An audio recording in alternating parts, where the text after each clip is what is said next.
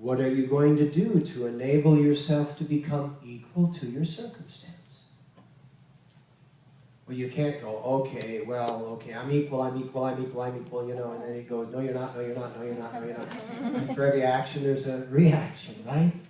That's why we go into asana. That's why we go into pranayama. That's why we go into mantra. We go into these things so that we can restructure all of the subtleties that have been arriving at each moment that influence our perception. Physically, emotionally, mentally, existentially. And then you have to just go, okay, well, I'm just going to do this every day. I'm going to do this practice on a daily basis. And I will allow, because I've heard that this actually works. I haven't found it to work yet, but I've heard that it works. And Guru Singh says it works, and he never says anything except the absolute truth.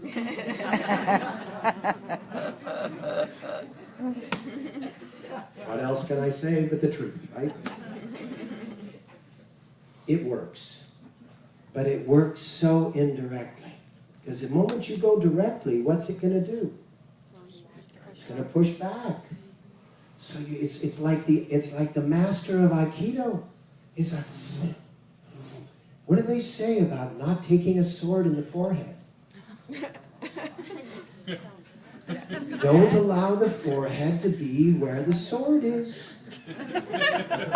When the sword passes through the moment, have the forehead in a different location. I mean, that sounds really silly, but it's the fundamentals of martial arts. But we take on the sword because we want to prove that we are under duress and we need some sympathy. So it's like, boom, oh, and then we get a whole lot of friends around, oh yeah, I know. But we don't do it with those things like obvious, you know, sword in the forehead. We do it with subtlety because we've learned to become so subtle. Let me tell you, in our lifestyle, we have what is called the 40-day, after the birth, there's a 40-day Sevadar that does everything for the mother, and all the mother has to do for 40 days is bond with the child. And so Guru Pakama, my wife, is in Seattle, and she's the 40-day Sevadar. And so they're up there having a great time, and I'm down here.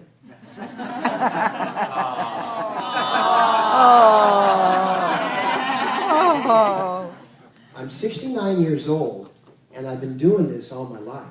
And I've been doing Kundalini for 45 years. As a witness to myself, and as a confession to you, I have found some pockets of the need for sympathy.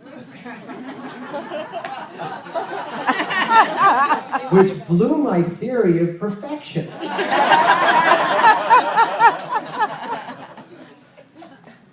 And so I said to my wife yesterday, I said, you know, this is a 40-day sadhana that I'm really enjoying, but I'm totally enjoying the fact that it's like a week from its end. Because I'm having revelation after revelation after revelation of my slight imperfection.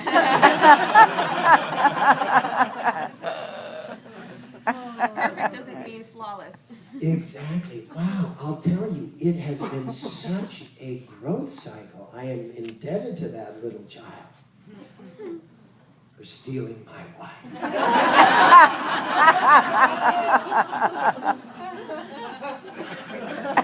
It was like yesterday morning, and I didn't dare tell anybody around here because I didn't want to have to live up to it. But yesterday morning, you know how that feeling you got, that kind of like sandpaper scratchy in your up here, and you got that little kind of tingle down here? And I said, okay, remember me telling you in class yesterday about if you really want to pull out the stops on getting sympathy, you get sick, right? And I'm not saying that's the way it always is, but I knew it was for me because that's not part of the game. And, you know, so I went, oh wow, this is going to be perfect, because if I come down, I'm on display. So it was like, yeah. And I could feel attitudes, emotions, thoughts, physicalities. I could feel this array of all of these elements that were going. Hey, listen. Come over here. And I was having to dance through the middle of them, right? Get in touch with those in your life. Because when you dance, if you don't dance through the middle of them, you get stuck down in a cul-de-sac.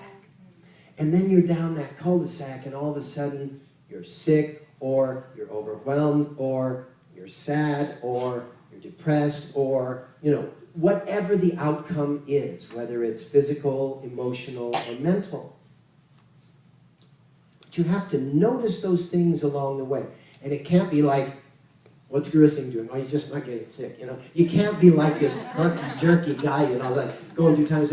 You have to have confidence, faith, so that you can walk through this knowing that you have been developing this attitude behind everything that's going to carry you through.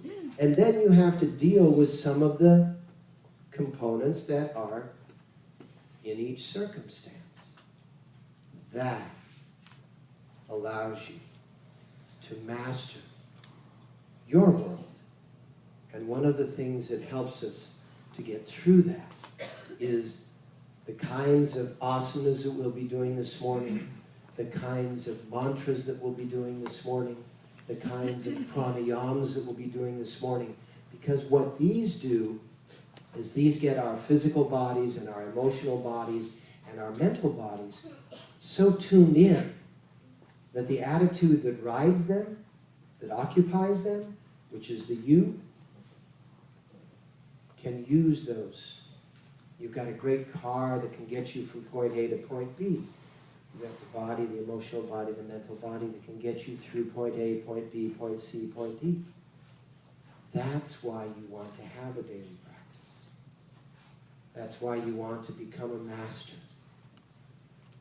And believe me, master is non-gender.